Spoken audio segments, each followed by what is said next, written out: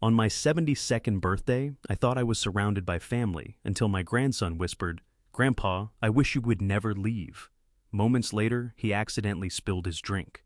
My daughter-in-law immediately slapped him, leaving 5 fingerprints on his face while my own son watched in silence. Seeing my grandson holding back his tears, I knew something was terribly wrong. I stood up and said, "This is my house. Get out." I had no idea that was only the beginning. The smell of pulled pork and cornbread had been drifting through the house since 4 in the afternoon, and I kept telling myself the evening was going to turn out just fine. 72 years old. Vivian would have turned it into a whole production. Streamers strung across the doorways, her famous peach pound cake cooling on the counter, probably a handmade card from Eli with crayon scribbled halfway off the page, the letters big and lopsided the way only a child's can be. But Vivian had been gone 2 years now. The birthday cake sitting on the counter that night hadn't come from her hands. It came out of a box that Renee had picked up at Food City somewhere in the stretch of afternoon between her nail appointment and getting her hair done. I told myself, that was fine. These things happen. You adjust. You make peace with what birthdays look like now, even when they look nothing like what they used to. The dining room held 8 of us that evening, and I remember thinking the table had never felt so full and so empty at the same time. Welcome to Grandpa's Revenge. I'm glad you found your way here. Before we get into today's story, I want to ask you something simple. Drop a comment and let me know. Is this your first time sitting down with one of these stories, or have you been here a while? I'd genuinely love to know. Now, a quick note, some details in this story have been shaped for the telling, and any resemblance to specific real people or events is purely coincidental. What's real is the feeling. That part I can promise you. I was at one end of the table, Kyle at the other. Renee sat across from Noreen Gatlin, my neighbor of 11 years, and Floyd Caudle had planted himself beside me already on his second glass of lemonade, running through his annual complaints about the Chattanooga summer heat, the same way he had every June since 1986. 2 cousins from Kyle's side of the family rounded out the seats' faces I saw twice a year at most names I had to manufacture by the 3rd glass of wine. And then there was Eli, 5 years old, perched next to me, radiating the kind of restless, uncontainable energy that belongs exclusively to children, that bright, crackling aliveness that hasn't yet learned it has anything to be tired about. He had already helped me count the candles 3 times, pressing one small finger against each one, his lips working through the numbers with great concentration. "Grandpa," he leaned in close, and I caught the apple cider on his breath. "I made a wish for you on your candles." I looked down at him. "That right? What did you wish for, boy?" He weighed the question the way a Supreme Court justice weighs a ruling. "I wish that you never go away." Like Grandma did. Something seized in the middle of my chest, tight, sudden, the kind you have to breathe around rather than through. I drew him in under my arm, held him against my side, a moment, put my mouth to the top of his head. "That means a lot to me, buddy," I said, "more than you know." Dinner ran its course the way dinners do. Dishes made the rounds, talk crossed and tangled. Floyd working through the same account of his fishing trip to Chickamauga Lake he delivered at least 4 times already that year. I caught Noreen watching me from across the table, with a particular expression she'd been wearing lately. Steady, attentive, like a woman who has figured something out and is simply waiting for you to catch on. Renee put on a good show. She laughed at Floyd's jokes, asked the cousins about their kids, laid her hand on Kyle's arm twice when she wanted his focus. That part she had, down cold, the theater of warmth, the whole careful architecture of a family evening, going smoothly. I'd watched it enough times to know every move before she made it. What I kept watching was what happened to her face when she glanced toward Eli. In those moments she assumed the rest of us were looking elsewhere. Or, rather, what didn't happen. He registered to her the way a piece of furniture does, noticed only when he was directly in the way, otherwise simply absent from her attention. Eli was the one who set it off. He stretched across the table for another roll, caught the rim of his plate with his elbow, and the plate skidded. His cup went over. The plastic cup bounced once and sprayed apple juice across the white tablecloth in a pale gold arc. "Eli." Renee's voice sliced through every other conversation at that table. "I'm sorry, I didn't mean." She was already moving. Her hand swung hard and fast, a flat crack of sound, and Eli's head jolted sideways. The boy staggered. Both hands grabbed the table's edge to keep himself upright. knuckles draining white against the wood. The whole room went airless. Noreen's fork dropped against her plate and lay still. Floyd's hand locked around his glass and didn't move. Kyle stared down toward the far end of the table, then reached for the wine bottle and poured, eyes fixed on the cloth jaw tight, moving at nothing. My own son. His boy standing there with the red shape of a hand rising on his cheek, and my son was pouring wine. Eli didn't cry. That landed harder than anything else, harder than the sound of the slap itself. He did not cry. He pulled himself back upright and brought the back of his hand slowly to his cheek, pressing it there the way a person does who has already learned that a slap is a thing you absorb, not contest, because tears have never once changed what happens after. Then he turned away from his mother, away from his father. He came to me. Both arms went around my leg. His face pressed into my side, and he held on without making a sound. I looked across the table at Renee, across the birthday cake, with its 72 unlit candles across the pale stain, spreading through the white cloth. My pulse was loud in my ears, but my hands lay flat and still. Something that had been wound tight in me for a long while quietly released. I pushed back from the table. I got to my feet. My voice, when it came, was lower than everything else in the room, quieter than the silverware, quieter than the breathing. "This is my house," I said. "Get out." Renee's mouth fell open. Noreen pressed her palm to the table. Floyd set his glass down. Kyle lifted his eyes from the tablecloth for the first time since it happened, and the look on his face was one I would be turning over for a long time to come. Renee looked at my son the way a person looks when they expect to be defended. Kyle's mouth opened. Kyle said nothing. That silence was his answer. Wife, father, son. He looked at each of us in turn and offered not a single word. He raised his glass and drank from it long and slow, and in the quiet that followed, the mantel clock ticking on the fireplace shelf was the only sound that mattered. Noreen picked up her purse without needing to be told. Floyd rose, pressed his hand on my shoulder. Once firm, the way men of a certain age deliver what they cannot put into sentences, and walked out behind her. The cousins were gone in under 90 seconds flat. I held no grudge. Renee left last, each heel strike sharp on the hardwood floor, all the way to the stairs, not a syllable exchanged in either direction.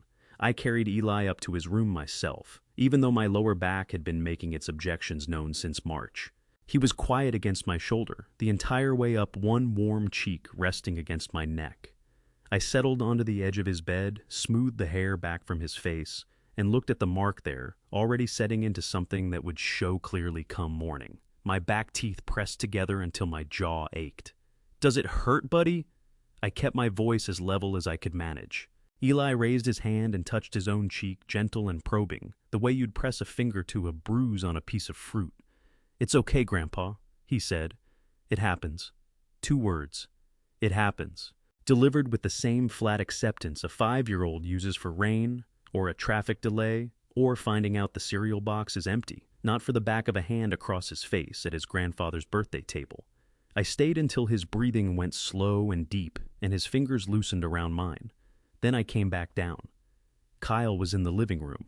He'd only made it as far as the couch, sitting forward with his elbows on his knees, a glass of water, untouched, on the coffee table before him. Behind him, the dining room was still wrecked, dishes pushed aside, apple juice in the cloth. I took the armchair across from him, the chair where I'd taught him chess at age 9, the one I'd been sitting in when he phoned to tell me about Vivian's diagnosis. I know every sound that chair makes. "Why didn't you stop her?" Kyle dragged both hands across the back of his neck, a reflex so deep-rooted and familiar, it tugged at something beneath my ribs. He'd done it since adolescence whenever a question had him cornered and he was buying time. "It happened fast, Dad." "Kyle, Eli knows he's not supposed to reach across the... Your son is 5 years old." I moved forward in the chair. "He was going for a dinner roll, and your response was to pour yourself more wine." His jaw tightened. His eyes went to the water glass he hadn't touched. "You don't know what it's like in this house day after day." "Then explain it to me." I kept everything out of my voice but the words. "I'm not going anywhere. Talk to me." He shoved himself up from the couch and moved to the window, arms folded across his chest, shoulders pulled in around his ears the way they were when he was a teenager, holding himself together in front of me. Outside Noreen's porch, light burned. The rest of Crestwood Lane was quiet and dark and ordinary looking, exactly the way neighborhoods look when something is wrong inside one of the houses and they cannot tell. She gets overwhelmed. Kyle's voice dropped. The house, the bills, Eli's preschool. Stop! It came out sharper than I meant. Kyle's shoulders pulled back. I eased off. Son, don't stand there making a case for what I watched happen tonight. He turned from the window. The lamp made him look worn in a way that surprised me, older than 35. Creases around his eyes that weren't there 2 years ago. A tension in his mouth that had no release in it. I don't know what you want from me, Dad. I want to know how long this has been happening. He gave me silence, and silence was plenty. I said goodnight because a man who won't speak doesn't have anything left to hear from me right then.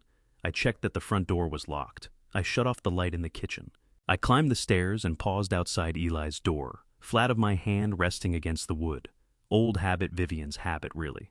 I eased into his room and reached beneath his pillow to smooth the blanket the way she always had at bedtime, and that's when my fingers hit something, solid, wrapped in a paper towel. I drew it out careful and slow. 2 pieces of bread stiff at the edges, the kind that hardens up after it's been sitting out a day or more. I went down to the floor right there beside his bed, those 2 crusts in my lap, and the silence in that room was the kind you feel pressing on your ears. I watched the small rise and fall of his chest, the nightlight's shadow falling soft across his cheek, the same cheek that would be discolored by daybreak. Viv. I whispered so quiet it barely moved the air. You knew about this before I ever did, didn't you? Wasn't really a question. The answer was already sitting in my chest. Tennessee.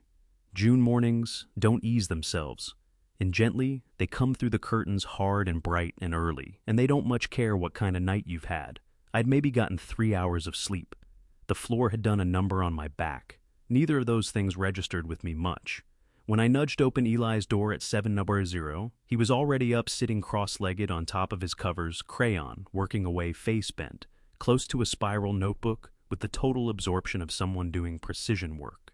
The moment I stepped through the doorway, something shifted in him. His shoulders pulled up, his chin dropped, his whole frame tightened for just a half second before he made out it was me. Then it passed. But that reflex, that split-second preparation for whoever might be coming through, settled somewhere behind my ribs and didn't move. Morning, Grandpa? Morning, buddy. I pulled myself onto the edge of the mattress next to him. What are you making there? Without a moment's pause, he held the notebook up, the uncomplicated pride of a child who hasn't yet been taught to hide what he's made. Drawing? Want to see my book? I'd like that very much. He pressed it into my hands and went right back to work on his current page. I started at the front. What I found in the first few pages was what you'd expect from a 5-year-old, houses that lean stick figures with heads too big for their bodies. Something that was either a dog or a cloud, hard to say. Those pages made me smile. Then I turned the page. Big figure, heavy lines, arms up. Next to it, something much smaller, arms straight down at its sides. The big figure's hand coming toward the little one. I turned the page. A child alone in a corner. That corner had been worked over and over in black, layered so many times the crayon had broken clean through the paper. The child in it had no face, just a small round head, a body that barely occupied any space at all. Another page. A house. Every window solid black, not a trace of light. My hands had stopped turning pages. The final drawing, an old man and a little boy side by side, moving toward a large yellow circle, sun or moon. I genuinely could not tell. Their hands were joined. In every other picture throughout that whole book, the child was faceless. Not this one. He'd given the boy a smile. Eli. The name came out of me level, steadier than anything I actually felt. That one there, the old man and the boy walking together. That us? He glanced up without setting down his crayon. Yeah, we're going somewhere safe. Whatever had settled in my chest dropped another foot. Where are we going? One shoulder lifted and fell, his hand never stopping. I don't know yet, but it's not here. I went back to the corner drawing, the faceless child, walls so dense they'd punch through the paper. Eli raised his eyes from the page and looked at me the way he did sometimes, clear-eyed, steady, older than 5. Grandpa do good boys get hit too. I set the notebook on the bed, got to my feet, crossed to the door, moved out into the hallway, eased it almost shut behind me. Then I put my spine flat against the wall, covered my mouth with one hand, and pressed my eyes closed.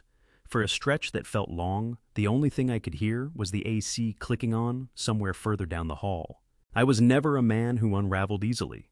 40 years working lumber and foundations through every season, 2 kids raised up 11 months, sitting at Vivian's side, through treatments I'd built up a way of carrying hard things without dropping them. But grief has a particular strain that hides inside the questions children ask before they understand how heavy those questions are. Do good boys get hit? That one slipped straight through to somewhere I'd left unguarded. 2 slow breaths. Then I went back through the door. Eli was still at it, drawing away calm, as if he'd asked me what the forecast was. I sat back down next to him. No, I said, good boys don't get hit. Nobody who truly loves you raises a hand to you, buddy. Love doesn't operate that way. He thought it over quietly, the crayon tracing slow loops across the page. Okay. Just the one word. Filed away in the manner children file things they want to believe, but aren't quite sure of yet. I made my way downstairs, filled a mug with coffee that I drank without tasting, and posted myself at the kitchen window, watching the street come to life outside.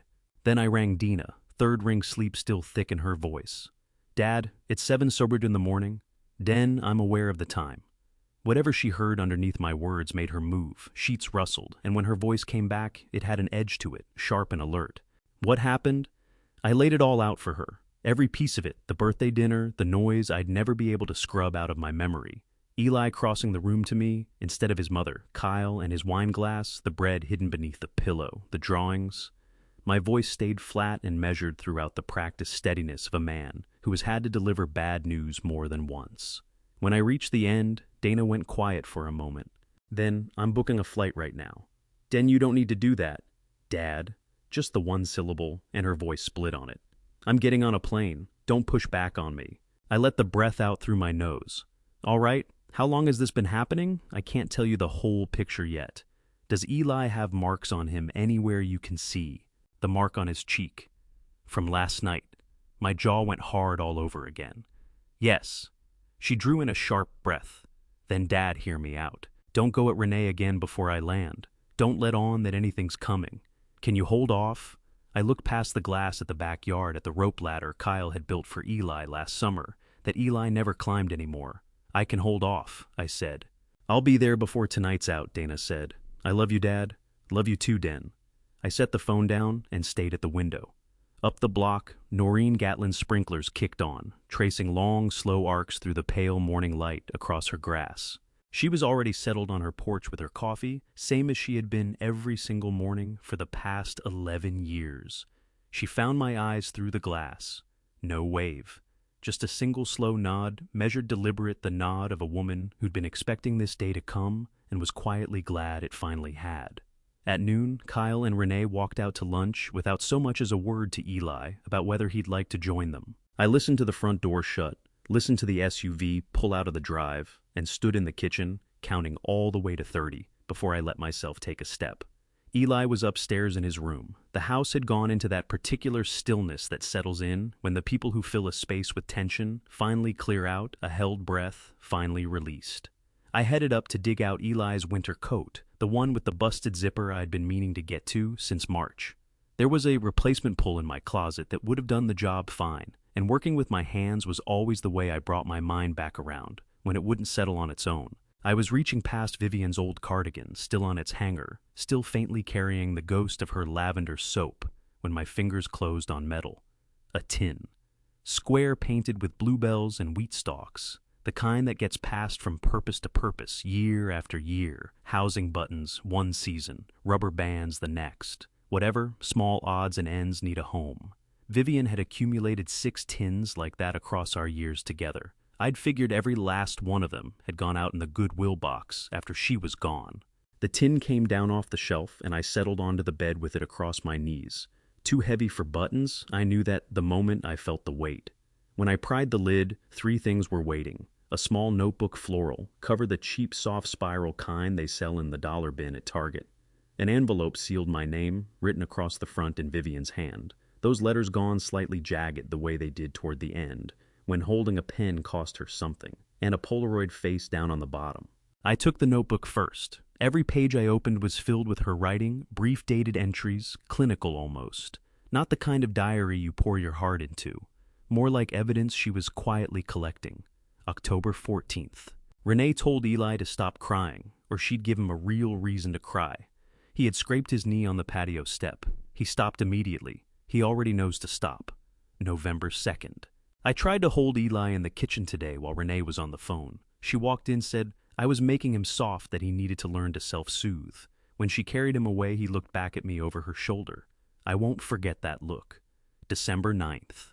Eli was shut in his room from 2:00 in the afternoon until Kyle got home at 6:30. When I knocked at 4:00, Renee said he was resting. I stood at that door and listened. He was not resting. That was where I had to put it down. I rested the notebook on my knee and pressed my back straight and made myself breathe slow pulls of air against the heat building behind my eyes.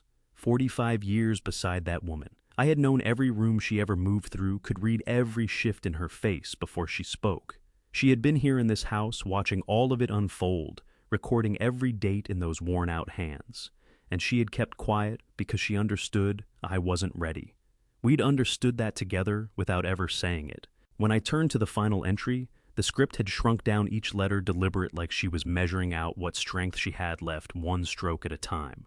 Gordy, if you're reading this, it means I was right, and I'm sorry I couldn't stay to help you fight. But I didn't leave you empty-handed. I promise. I held the notebook flat against my chest and closed my eyes for a moment. Then I reached for the Polaroid and turned it face up. Eli sound asleep, his cheek against Vivian's shoulder, her arm drawn around him. Late autumn light poured through the window at their backs, that particular deep gold that only comes at the end of an October afternoon. Vivian's face was angled just slightly toward the camera, not posing, just present, caught inside a moment of tenderness, so plain and complete that something locked up in my throat and wouldn't move. On the reverse, penciled in her hand, "This is what love looks like, Gordy. Fight for him." I didn't put the photograph down for a long time. Long enough to watch the light shift its way, a good 6 in, across the bedroom floor. Then I broke the seal on the envelope. A single sheet inside, folded once, printed with a letterhead I had to read twice before it registered. Osterfeld Family Law, 800 Market Street, Chattanooga, Tennessee. An appointment confirmation. Vivian's name at the top. April 3rd, 2022. 8 weeks before she was gone. Clint Osterfeld, attorney, elder law, family, protection, child, welfare. Beneath the printed lines Vivian had written by hand, "He knows what to do. Just walk through the door and tell him what you've seen. He'll take it from there. He's a good man, Gordy. I made sure of that before I trusted him." 3 times I read those words. Then I refolded the sheet into the envelope and sat there gripping it with both hands. "You went to a lawyer." The words scraped out of me into the empty room. "While you were sick, while I spent every Tuesday in that waiting room telling myself the worst thing ahead of me was losing you, you were already out here making sure Eli had someone in his corner." A car passed on Crestwood Lane outside. Not Kyle's SUV, different engine moving on. I looked down at what was spread around me. The tin, the notebook, the photograph, the envelope. 4 things. 4 things Vivian had gathered and hidden away during the months when every ounce of energy she had was something she could have spent on herself. She'd spent it on a 5-year-old boy who shared none of her blood, but every corner of her heart. I unlocked my phone and searched Clint Osterfeld Family Law, Chattanooga. The listing came right up. Office hours Monday through Friday, 8:00 to 5:00. Tomorrow was Monday. The front door swung open downstairs. Kyle's voice first, then Renee's. They were back from lunch, filling the house with the sound of a perfectly ordinary afternoon.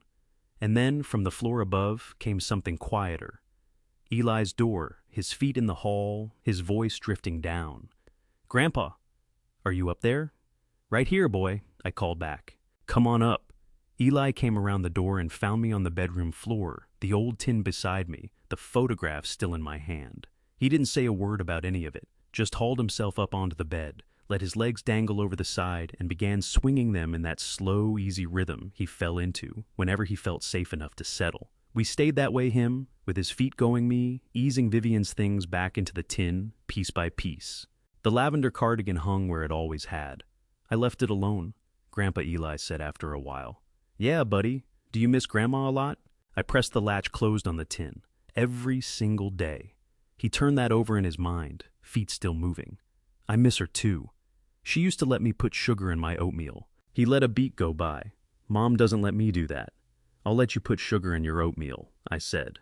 The smile that broke across his face was quick and wide and utterly undefended, the kind that only came through when he'd stopped bracing himself. Even extra sugar within reason. That seemed to settle something in him.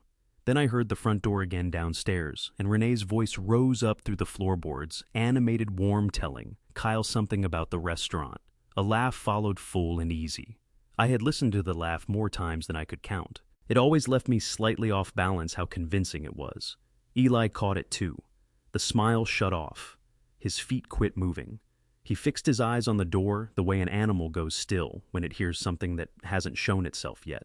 "I'm going to head downstairs," I said. "You stay up here and draw for a bit, all right?" He was already pulling his notebook toward him when he nodded. In the kitchen, Renee had a paper bag from the restaurant open on the counter, unloading containers. The smell told me that before I saw it. She glanced up as I walked in, and whatever warmth had been in that laugh had been set aside. The face she turned to me, flat and watchful. "Gordon, did you eat lunch?" "I'm fine," I said. Kyle appeared behind her, working at his collar. One look my way, and then he was done with me, filling a glass at the sink. Shoulders angled away from the room. I got my coffee and took my position at the counter and kept my mouth shut because Dana had been clear, don't let them see it coming. Dina was right. 20 minutes went by. Then I heard a door meeting its frame somewhere above us, and right behind it, quiet but unmistakable, the snap of a bolt being turned on the outside of something. I set the mug down. Renee hadn't moved from the table, phone in hand. Kyle was in the living room by then. Neither one looked up. I took the stairs at an even pace, nothing urgent in my step. Walked the hall to Eli's door. I laid my palm flat on the wood and stood still, reading what was on the other side of it. Eli quiet, so only he'd hear. A pause stretched out. Then his voice came through the door, muffled. "I'm okay, Grandpa." He wasn't okay. 2 seconds had passed before he answered. 2 seconds too many, and the voice that came out had none of the loose ease it had carried. Quarter of an hour ago, swinging feet and sugar and oatmeal. "What happened, buddy? Mom said I left my crayons on the stairs." A silence. She said I need to think about being more careful. My eyes went to the latch. An ordinary sliding bolt, the kind you'd put on a door to stop it rattling open in a drafty hallway mounted on the side, that made no sense unless keeping someone in was the point. I pushed it back. Eli sat on the bed, notebook shut in his lap, both hands resting on the cover. The light filtering through those blue curtains cast everything bluish and still, like the room was holding its breath. When he looked up at me, his face did something. Whatever he'd been holding in place quietly let go, and what came through underneath was younger and much more worn than any boy his age had a right to look. "You didn't have to stay in here," I told him. "You can come out. Mom said." "I know what Mom said." I kept my voice steady. "Come on out, buddy." He got down off the bed and crossed to me, and I set my hand at the back of his head and walked him easy down the hall toward the bathroom. "Go wash your hands, then come to the kitchen. I'll fix you something to eat." I stood there until I caught the sound of water running. Then I moved to the top of the staircase. Renee was below, already positioned at the foot of the steps, her eyes lifted toward me. She'd heard the latch click shut. Every detail of what I'd done registered on her face, and she was measuring what I'd make of it. "He needs to learn that his actions have consequences," she said. That smooth, unhurried tone of hers, the one she reserved for moments when she felt the room belonged to her. "He's 5 years old," I said. "He left crayons on the stairs." "Exactly," a small tilt of her head. "So he goes to his room and sits with that. In a room that locks from the outside. The latch stops the door from drifting. There are drafts in this house." We both knew where that latch was mounted. She didn't need me to say it. Neither of us moved. The stairwell stretched between us like a courtroom. "Renee," I said, "I need you to understand me. That door stays unlocked from here on." Her chin rose by the smallest margin.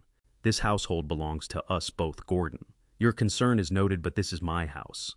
My name has been on the deed for 23 years, I said, "and that door does not get locked again." She held the look between us a beat longer than felt comfortable, jaw set hard, something behind her eyes that straddled the line between fury and something colder, not one, not the other, but a precise blend of the two.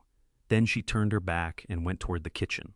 That night, once Eli was settled in bed, I sat alone in the dark of my room and brought up the phone's camera. I walked the length of the hall, recording the latch on Eli's door, the exterior of the door itself, the corridor beyond it.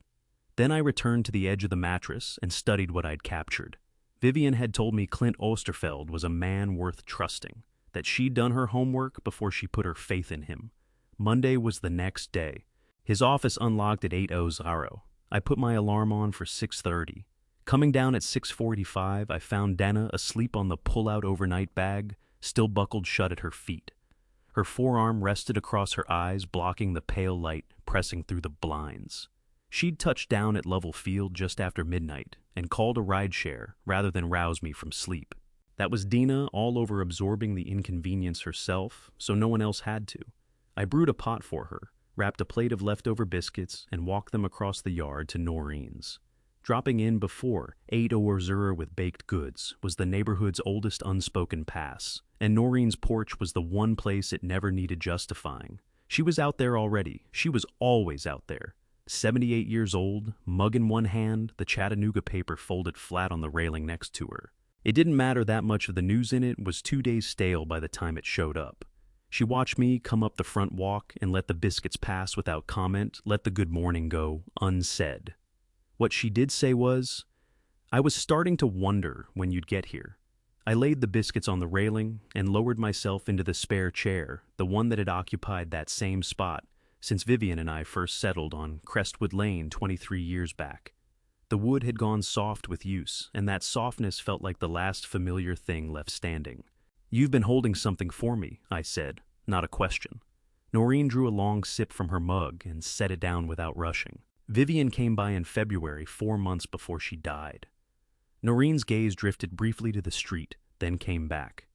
She was thin in a way I hadn't seen before, but her mind was razor clear. She drove over on her own, pulled up in my driveway, and took that very chair you're sitting in. Her voice stayed level and unhurried throughout. "She had an envelope with her. She asked me to hold it until you were desperate enough to come looking." Something shifted inside my chest. "Last night at the window, you had the look of a man who'd quit running from it." Noreen pressed herself up out of the chair and went inside. I tracked her by sound footsteps down the hall, a drawer pulled open and pushed shut. She returned holding an envelope and extended it to me. My name on the face of it, Vivian's handwriting. I didn't break the seal. I kept both hands around it and looked at Noreen instead.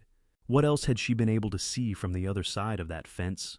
She resettled in her chair, cupped her mug in both palms, let her eyes move to the street and then back to me. That child, I've spotted him on the back porch at 7:00 in the morning, still in his pajamas, no food. Just out there alone, staring into the yard, with the expression of a boy expecting something that was never going to arrive. Something sharpened at the edge of her voice. I've watched him sit outside in 92 heat while she stayed on the phone inside. I've caught the words through the fence, Gordon, the way that woman speaks to him. She stopped herself, pressed her mouth shut, began again. Nobody ought to speak to a child the way she does. How far back? Going on 3 years old. Noreen's chin came up. I should have walked over sooner, that's on me, but Vivian said to hold off until you were in a place to act on it. She said you'd show up when you were ready and not a moment earlier. The silence stretched. She read you clearly. Better than I ever read myself, I told her. Noreen dipped a hand into her cardigan pocket and produced her phone, an older model. One corner of the screen threaded with a small crack. I've been filming for about 6 months. I realize it isn't my place. But I couldn't stop thinking about what Vivian had put in that envelope, and I couldn't stop seeing that boy out there on the porch. She offered the phone across. Everything's saved in the gallery, every clip time-stamped. I took it and tapped into the gallery.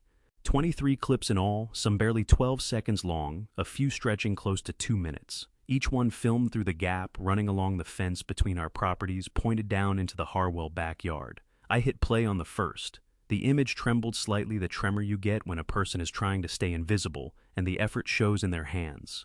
But the picture was clear. Eli stood in the center of the yard, a plastic toy hanging from his grip. Renee pushed out the back door, and her voice reached the camera without effort. "Get inside. Eli, I told you 20 minutes ago. Right now. Let's go." And there it was, the way Eli moved the instant she spoke. Head lowered, shoulders drawn, and the toy limp at his side. The walk of a child who has absorbed through repetition exactly what slowness costs. I returned the phone to Noreen before the next clip started. Not because the evidence wasn't necessary, because I didn't require it. To sit on that porch in the early morning light and watch it unfold second by second, I wouldn't have held myself together, and I needed to stay whole for what was ahead. "Can I get copies of all these?" "And sent them to my own inbox already," Noreen said. "Printed out the worst frames too. Vivian drilled me on keeping backups. Something between a laugh and a wince escaped me before I could catch it. Of course she did. I broke the seal on Vivian's envelope, unfolded the letter inside, found the appointment confirmation bearing Clint Alsterfeld's letterhead beneath it. I worked through both documents twice slowly. When I finally raised my head, Noreen was watching me, the way a woman watches when she already knows what the news is and has had time to make her peace with it. She mapped out every piece of it, I said. She had 11 months to work with, Noreen said. And that little boy meant the world to her. A beat of silence. You meant the world to her too, Gordon. That's what drove all of this. She understood that you wouldn't move without something solid to stand on, so she built it for you. Behind us, the screen door swung open, and Dina stepped through dressed in yesterday's clothes, a coffee mug cradled in both hands, one side of her hair, still pressed flat from sleeping. Her eyes went to the envelope across my lap, then to Noreen, then settled on me. Abia, is that what I think it is? Come sit down, Den, I said. We've got a lot of ground to cover.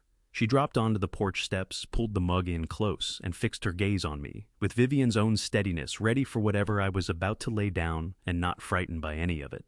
Floyd Caudle's truck rolled up the street and swung into his driveway. He stepped out, caught sight of the three of us gathered on Noreen's porch, and went still.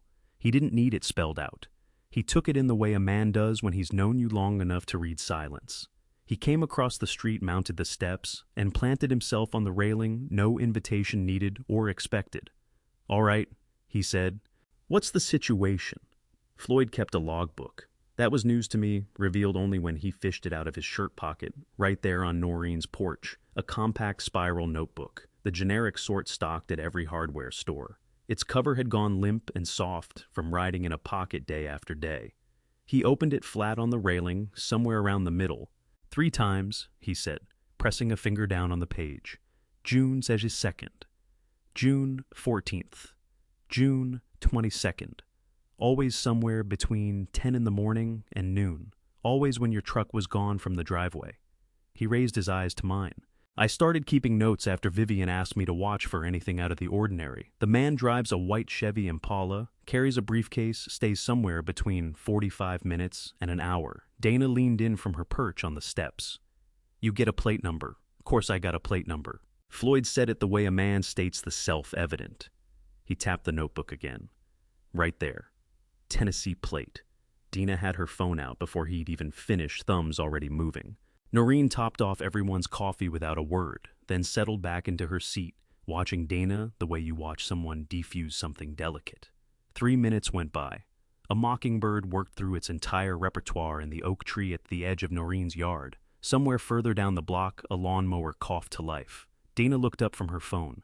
Her face had gone to that particular stillness that meant she was holding something in check. Clearview Assessment Partners, LLC, she said. They're a consulting firm. They specialize in asset valuation for legal proceedings. She paused, making sure I was keeping up. Specifically, they handle assessments for conservatorship petitions. That's where someone goes before a court and argues that another person, usually elderly, usually someone with assets, is no longer capable of managing their own affairs, mentally or physically. She looked straight at me. If the court agrees, a conservator gets appointed to handle every financial and personal decision for that person. The individual loses legal authority over their own life. The porch went very quiet. Kyle and Renee Floyd said, "It wasn't a question. They'd have to file a petition," Dina went on. "And to back it up, they need documentation. A report from a professional firm saying Dad is showing signs of diminished capacity." She closed her fingers around her phone. "They've been sending someone into your home to evaluate you, Dad. 3 times, while you were at the doctor." I turned that over in my mind against the last 3 months. My Tuesday appointments at the cardiologist on Gun Barrel Road. How Renee always offered to drive me, and I always told her I was perfectly fine on my own. How she always seemed faintly let down when I said that, and how I chalked it up to her playing the part of the attentive daughter-in-law. She wanted me out of my own house, I said. She wanted control of everything inside it, Dina said. The house, the bank accounts, your medical decisions. All of it flowing through her hands with a court order propping it up. Floyd's jaw had gone tight. Noreen was staring into her coffee mug with an expression I knew well, the look of a person quietly cataloging information for later. "Can they do this without him knowing?" Floyd asked Dina. "They can file without his knowledge." "Yes, the assessment gets framed as a welfare check." The firm isn't required to disclose who hired them during the evaluation itself. Dina's voice stayed level, but her free hand was pressing into the porch step hard enough that her knuckles had gone white. Dad, think back. When this man came to the house, did he ask about your daily routine? Your finances, whether you had trouble keeping track of things? I thought it through. A man in a gray suit, courteous, told me. He was from a senior services organization, doing routine outreach in the neighborhood. Asked how I was getting on since my wife passed. Asked whether I had anyone helping me with the bills. Asked if I'd had any falls recently. I had answered every question. He told me he was there for community outreach. I said. Dana made a sound that was mostly contained fury with a thin skin of composure stretched over it. That's standard practice. They're trained to make it feel like a wellness visit. She looked at me. Dad, we need to call Clint Osterfeld today. Not tomorrow, today. I agree, I said. Why, Mr. Conmigas, there's one more thing. Dina held up her phone and showed me a section of the Clearview Assessment Partners website. Their standard turnaround for a completed assessment report is 30 days. The third visit was June 22nd. She let that sit for a beat. That's 8 days ago. Floyd caught up before I did. The report might already be finished, which means the petition could land at the courthouse any day now. Dina said. I rose from the chair. My back registered its usual morning complaint, but I straightened through it. Noreen, can I leave Vivian's envelope with you while we go inside and make some calls? You can leave whatever you need with me, Noreen said. I passed her the envelope. She slipped it into her cardigan pocket without any fuss, the way women of her generation handle things that matter quietly, completely, without making a show of it. Floyd got to his feet as well. I'm coming with you. Floyd, you don't have to. Gordy. He tucked his log back into his shirt pocket and looked at me with the same expression he'd carried since 1986, since the year we met on a job site on the north side of Chattanooga, and figured out we were both the kind of men who showed up early. Vivian asked me to watch. I've been watching. Now something needs doing. He lifted one shoulder. I'm coming with you. Dina was already up, phone in hand. The three of us crossed back through the yard toward the house, the morning already climbing toward what the weather app had promised would be 91 degrees by afternoon. Inside, Kyle's car was still sitting in the driveway. Dina looked at me.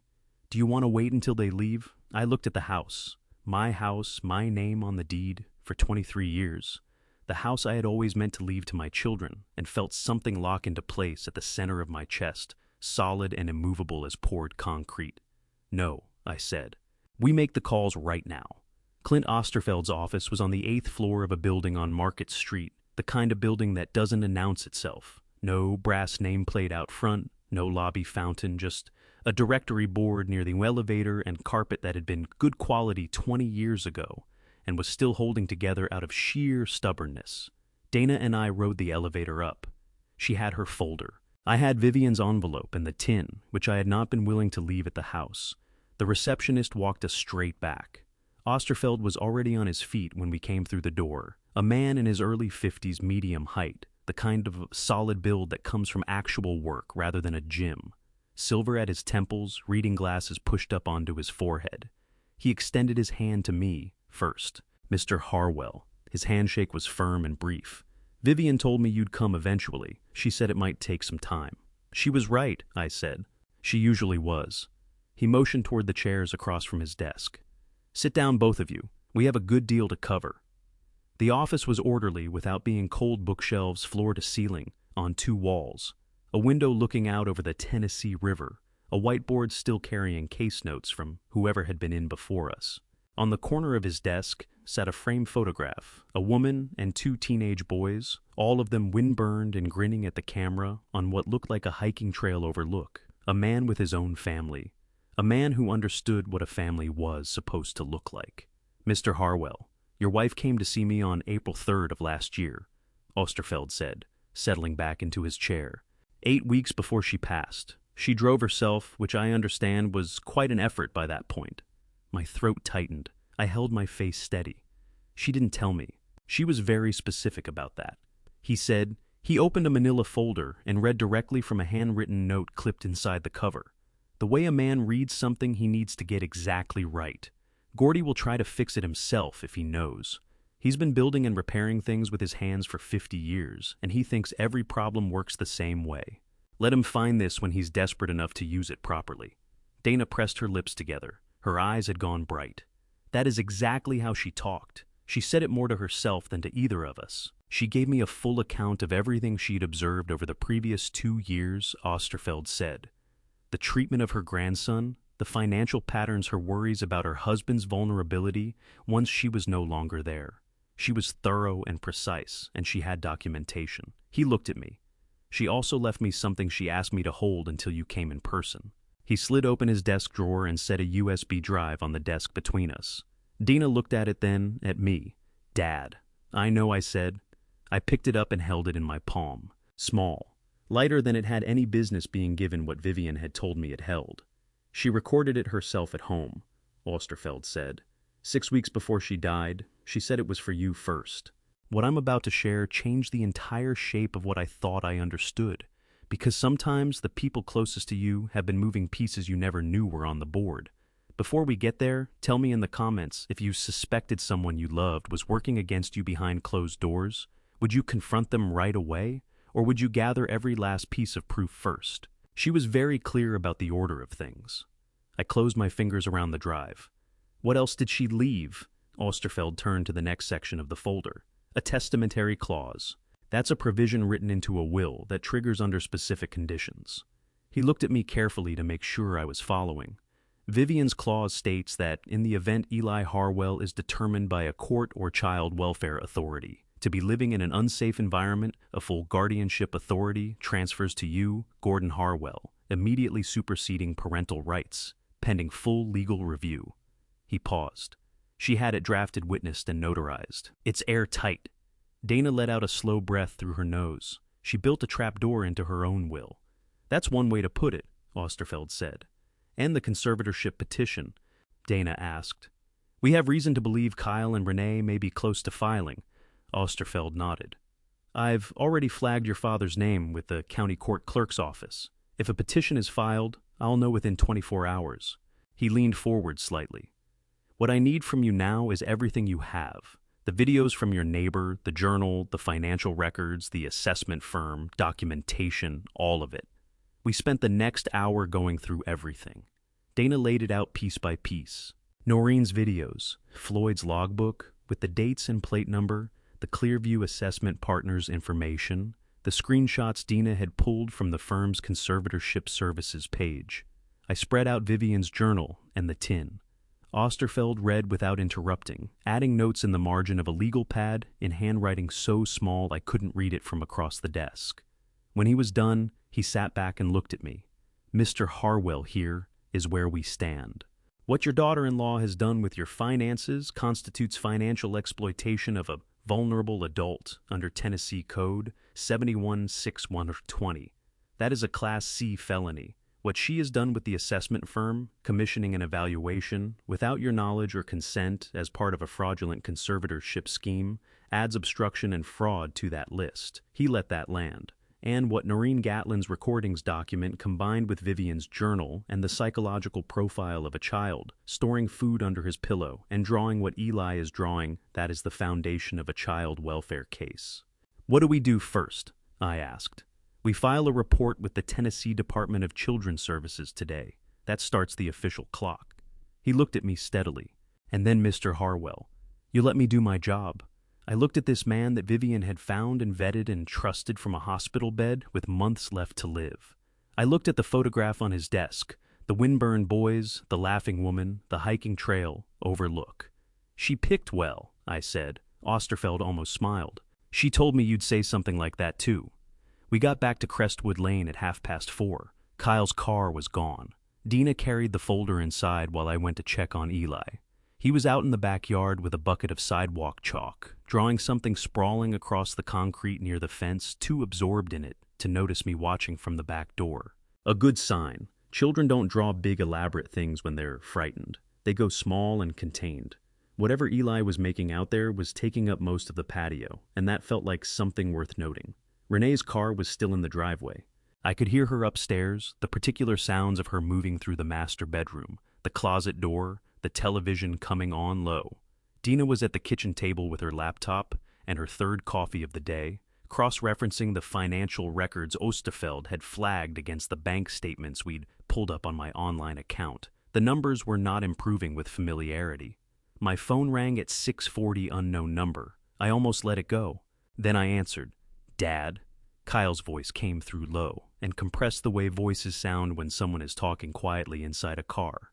Can you talk? I stepped out onto the front porch and pulled the door most of the way closed. The street was golden and long shadowed in the late afternoon light, the kind of evening that makes Chattanooga look like a painting of itself. I can talk, I said. Are you alone mostly? I sat down on the porch step. Where are you? Parking lot of the Wiggles on Brainerd Road. A pause. I didn't want a call from the house. That told me enough. All right, Kyle, say what you called to say. I heard him breathe in, breathe out. When he spoke again, his voice had dropped the compressed quality and gone rough at the edges the way it had when he was a teenager and had done something he didn't know how to own up to. I knew about the account, he said. Not everything, not how much, but I knew she was using it. The evening light didn't change. The neighbor's sprinklers kicked on across the street. I kept my voice even. How long? About a year. He pushed past my silence before I could fill it. I told myself it was temporary, that she was handling things while you were still getting back on your feet after Mom, that she'd square it eventually. Kyle, I know. His voice cracked on those two words split right down the middle. I know, Dad. I knew it wasn't right, and I told myself it was fine, and I kept telling myself that until he started again. Until I watched Eli cross the room to you at that birthday dinner instead of coming to me, my own son. 5 years old, and he didn't even glance my way. I pressed the phone harder against my ear and said nothing, because there was nothing to say to that. Some truths need no response. They just need to be spoken aloud by the person who's been carrying them. She told me if I ever sided with you, she'd take Eli and I'd never see him again, Kyle said. She said she'd tell the court I was the one who hurt him, that she had documentation. His breathing was unsteady. I believed her, Dad. God help me, I believed her. She's been building that threat for a long time, I said. I know that now. A long pause. She cut me off from everyone before we even got married. You remember my friend Ricky Stubblefield? He coached Eli's t-ball last spring. I remember him. Renee made me stop seeing him 2 months after the wedding. Said he was a bad influence. Said he didn't respect her. Kyle's voice went flat. She did that with every friend I had, one by one, until there was nobody left that she hadn't approved of or cleared out. I looked out at the street, at the house across the way with the flag by the mailbox and the flower boxes Vivian had always admired. I thought about what Dina had said about the pattern how Renee operated, how she isolated and controlled and then threatened, how Kyle had been inside that pattern so long he had stopped being able to see its edges. Son, I said, do you want to help me help Eli? A silence that had weight to it, not emptiness weight? Then yes. Then I need you to write down everything you remember, every date, every incident, every time you witnessed something that didn't sit right. No filtering, no deciding ahead of time what matters. Write it all down and get it to me. And then what? And then you let me and Clint Osterfeld handle the rest. Another pause. Who's Clint Osterfeld, your mother's lawyer? I said. She hired him a year before she died. She knew this was coming, Kyle. She prepared for it. We just have to finish what she started. I could hear him trying to absorb that, the sound of a man recalculating everything he thought he understood about the last 2 years. It was a lot to take in at once. I gave him the time. He said finally. His voice had gone quieter, younger somehow. I'm sorry for all of it. For not stopping her sooner, for not being. He stopped, and I could hear him pulling himself back together. For not being better. You're being better right now, I said. That's what matters. I heard him exhale long, shaking the kind of breath that escapes when something has been held in too long. Okay, he said. Okay, I'll write it down. Good man. I hung up and stayed on the porch step a while, listening to the neighborhood settle into evening. Through the screen door, I could hear Dina's keyboard, Eli's voice drifting in from the backyard, the faint sound of the television from upstairs. Then Renee's footsteps on the stairs, the particular sharp rhythm of her heels moving toward the kitchen. I stood up, opened the front door, and went back inside. Renee was standing at the kitchen counter when I walked in, pouring herself a glass of wine from a bottle that had been 3/4 full at breakfast. She looked up when I entered, and the expression she arranged on her face was the one I had come to think of as her company. Expression, warm, faintly concerned, the face of a woman managing a delicate situation with great patience. Dana was still at the table. The laptop sat shut on the counter. She was studying Renee the way you study something whose intentions you haven't yet worked out. Not sure whether to be afraid, but not about to stop watching. Gordon, Renee put the bottle down. Can we talk? Just the two of us? Dina caught my eye. I gave a short nod, and she collected her folder and her phone carried her coffee down the hall to the guest room, eased the door to within an inch of the frame. I heard her footsteps stop right there on the other side. She wasn't leaving. I dragged a kitchen chair out and settled into it. Go ahead. Renee circled the counter and took the seat facing me, both hands wrapped around the stem of her wine glass. That close under the kitchen light, she had the hollowed-out look of someone running on 3 hours of sleep. There was strain around her eyes. That foundation had done most of the work of hiding, but not all. She pulled a breath in, squared herself. Then she served up the version of honesty she'd almost certainly been polishing since midday. I know things have been tense, she said. I know the birthday dinner, it got out of hand. I handled it badly, and I'm sorry for that. I want you to know that. Keep going, I said. I think there's been a great deal of misunderstanding between us. She tipped the wineglass gently, her eyes on the liquid inside, rather than on me. You've carried an enormous weight of grief, losing Vivian, getting used to a different kind of life, your health. Of course you'd reach for something to hold on to, somebody to worry over. I think Eli has filled that role for you, and I do understand it, I genuinely do. But I need you to actually hear me when I say our son is fine. He hides food under his pillow, I said, not a flicker. He's a little boy with a big imagination. He asked me whether good boys get hit. She set the wineglass down with deliberate care. Children say all sorts of things, Gordon. They pick things up at school online. Renee? I shifted forward an inch. I didn't come here to be handled. Find somebody else for that. The practiced composure cracked just briefly, a clench along the jaw, something hard and cold moving through her eyes before she papered it back over. She extended her arm across the table and laid her hand over mine. I left it there, wanting to see where the road went. What is it you're after? She asked. Her voice had come down a register, quieter and more stripped back. Money. We can set up a transfer from the account, a monthly arrangement, something fixed, whatever gives you peace of mind. A bigger space. We can open up the back bedroom, put in a separate entrance for you. She pressed my hand once. We want you comfortable here, Gordon. We want this to work. I studied her hand resting on mine. Then I looked at her face. My account, I said. You said we can set something up for my account. Something shifted in her expression. Our household account. My name is the only name on that account, Renee. Her hand came back. Kyle has access. Kyle holds a card. I hold the account. My tone stayed exactly where it had been from the moment I sat down, even unhurried, the voice I fall into when I'm standing on solid ground. $175,800 over 18 months. I've been through the statements. The wineglass in her hands went still. That's not accurate, she said. The warmth had drained out of her voice completely now, the way paint peels from a neglected shutter. Not gradually, but all at once when you finally notice. Those numbers come directly from the bank's own records, I said. My attorney has the copies. She pushed back from the table. The chair legs screeched across the tile. You've already been to see a lawyer. Your mother-in-law got there first, I said. Roughly a year before she passed. Turns out Vivian was meticulous about quite a few things. Something happened in Renee's face then that I'd never witnessed before. It didn't harden into anger. It didn't fall into fear. It went cold and analytical, clicking through possibilities the way a processor cycles through commands. She was no fool. She had never been. If you push ahead with this, she said low and even, I'll see to it that Kyle shuts you out completely. No access to this house, no access to your accounts, no access to Eli. You'll end up precisely where we intended, some facility with supervised visits a couple of times a month if things go well for you. She angled her head. Is that what you're choosing? I got to my feet. I had 6 inches on her, and 72 years of not backing down on job sites in hospital corridors. And once at a graveside, while the rain came down. I looked at her across the kitchen table that had stood in this house since long before she arrived. Renee, I said, you just laid out the whole plan for me. I appreciate that. I walked back down the hall and rapped once on the guest room door. Dina pulled it open right away. Her eyes came to my face first. Then she lifted her phone toward me, recording app running the counter showing 4 minutes and 12 seconds.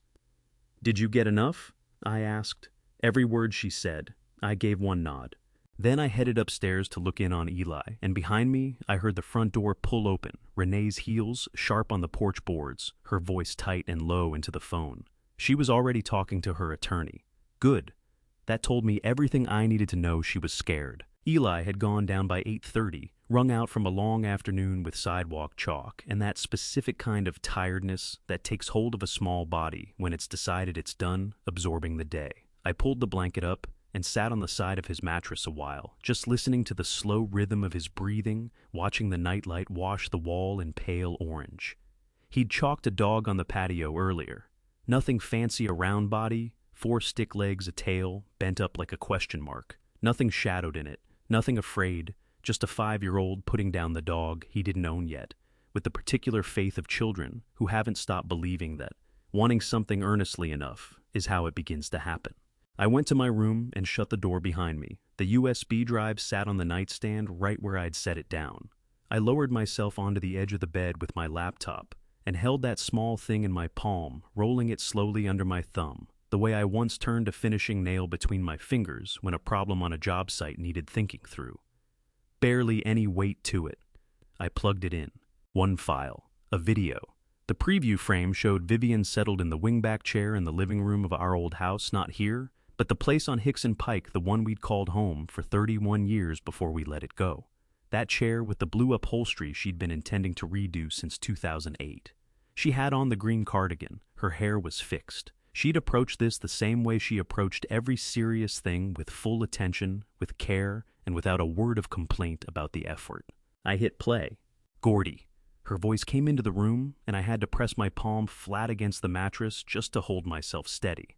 If you're watching this, you found the box, which means things got bad enough that you quit pretending otherwise. She stopped, glanced down at her hands, then raised her eyes to the camera with the frank directness that had caught me the moment I met her 47 years ago. I want you to know, I'm not angry that it took you this long. I know the way you're built. 50 years of putting things together and making them work, you've always believed that patience and time can fix just about anything.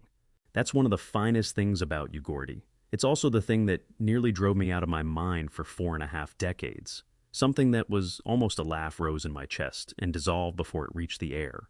I need to tell you something about Renee that I could never quite bring myself to say while it was happening.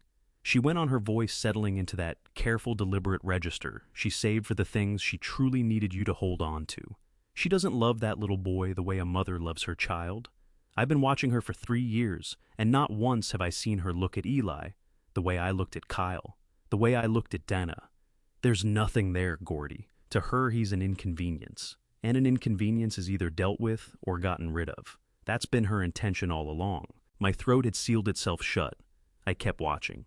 When Clint Osterfeld has everything, all you need to do is walk through his door and tell him what you've witnessed. He'll handle it from there. She leaned forward just slightly. And Gordon Harwell, don't you let her convince you that you're too old or too worn down by grief to fight for that child. You built half the homes in this county with those hands. You can do this. I know you can do this because I know you, and I have always known you better than you know yourself. She settled back in the chair. When she spoke again, her voice had shifted, quieter and more deliberate, carrying the weight of something she understood she had only one chance to say. Dana, baby, you've always sensed that something wasn't right. You stayed quiet because you didn't want to wound your brother, and that is because you have my whole heart. But sometimes the most loving thing we can offer is the truth, even when speaking it costs us. Help your father. He needs you more than he will ever bring himself to say to your face. I caught movement out in the hall, Dina still awake. The floorboard outside my door that had been announcing itself since 1986. She had heard her name come through the wood. She had stopped walking, and Eli Vivian's voice shifted, entirely warm and low, and unhurried, the voice she used when she was reading to him, when she was the steadiest thing in whatever room they shared. I don't know if you'll ever see this, sweetheart. I hope that by the time you're old enough to make sense of it, you won't have any need for it. But I want you to know that your grandma loved you from the very first moment. Not for anything you did or anything you were, simply because you existed and you were ours. And that was more than enough. A pause. You are safe now. Grandpa is going to make sure of it. He always keeps his promises. The video ended, the screen went dark, and the room fell quiet. I sat there with the laptop across my knees and my hands still pressed flat against the mattress. Something gave way deep in my chest. Not a breaking, not a collapse, more like a release, the way your body lets go. Of a load you've been hauling so long, you forgot it wasn't supposed to be permanent. My shoulders came down, my eyes burned and went wet, and I made no move to stop them. I hadn't cried since the day we put her in the ground. Not once across 2 years, not through the paperwork, the empty closets the first Thanksgiving, or the second. I'd held myself together because that was the only thing I knew how to do. I let it go now. My door swung open softly. Dina came in and took a seat beside me on the bed without a word. I put my arm around her. She rested her head against my shoulder. We stayed there in the dark, with Vivian's voice still somehow present in the room, the way her voice always lingered in the rooms she had loved. After a long while, Dina said, "She was something else, Dad." "Yeah," I said. My voice was gone, and I didn't mind. She really was. A week went by, the way weeks do when something large is grinding along beneath the surface of ordinary life, slow on top, fast underneath. Dina had taken remote leave from her firm in Memphis. She claimed the kitchen table with her laptop and her yellow legal pads and her color-coded folders, and worked the way Vivian used to work a crossword puzzle methodically. No rushing, filling in what she knew and leaving clean space for what she hadn't yet established.